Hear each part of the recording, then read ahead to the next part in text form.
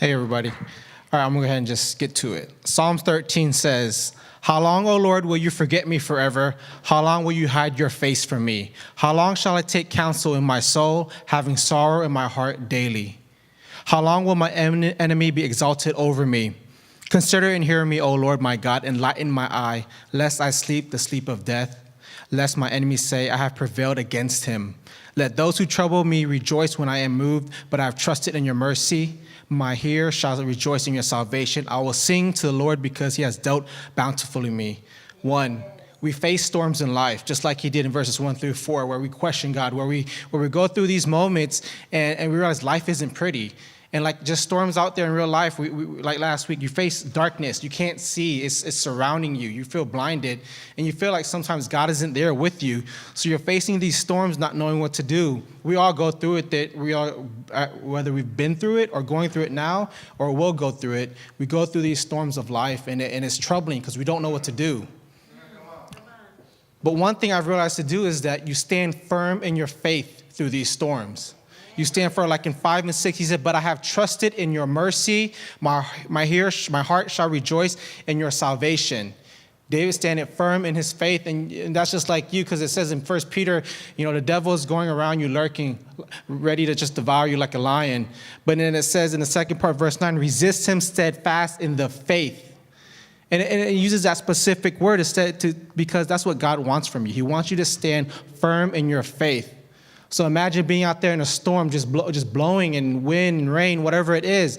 You're to stand there in your faith, trusting in God, trusting in his unfailing love that he will not just hold you, but he's going to just anchor you down and keep you there. Just imagine you standing there in that storm. He comes and wraps his arms around you, holding you still, because that's what God is. That's who he is. He's there just to keep you there, and it's your choice to allow him to do that in your faith. And I know we all go through it. I know I've been through it, and I've recently realized if I just stand still and allow God to hold me, there is no fear that will overcome me. There is no fear that's going to take me and blow me away. That is the light in that storm for me. God is that light for me. And no devil will devour me in that moment. Even though he's lurking around me, ready to take me, God has a control over me. He's going to let the devil know, I have this is my child, and I have authority over this child. You're not going to come and take it from me. Your storm will pass. Every storm passes. Every storm passes. It's your choice if you're going to let it pass or not, to be devoured by it or not. And that was my second point. Stand firm with God in that storm. It's not just standing firm, but stand firm with God.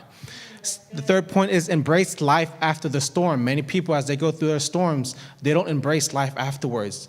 They still dwell on that storm, on the things that they've gone through. They still dwell on those things, and it traps them, and it consumes them. It consumes their life. You fall into a depression. You start hearing things you shouldn't be hearing, and that's because you haven't allowed God to anchor you in your faith. You haven't allowed God to keep you at this point of the storm, and you've been swept away.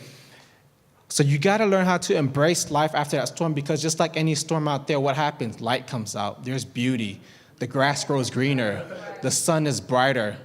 And it's just beautiful out there, and we got to learn to embrace that. Not dwell on what's been back there, not dwelling on that darkness, but embrace that light that's being shown to us now. And that's why David, he says, "But I have trusted in your enemy. My heart shall rejoice in your salvation." So God is there, will always be there for you. And you got to remember that his love has and is and will always be unfailing towards you. In those times of struggles, loneliness, whatever it is, God is there holding you, grabbing you, saying, "I have you, and I'm anchoring you down for me." And last verse I want to share, and that is Isaiah 41 tells us to not have fear, for God will straighten us and help us. Just like that storm comes by, don't fear it. Let God straighten you and anchor you down, and let him help you. Because the ending of all that, when it passes by, it's a beautiful thing, and you will see that. You just got to prosper and have the patience and the faith to stand through it and to witness his unfailing love.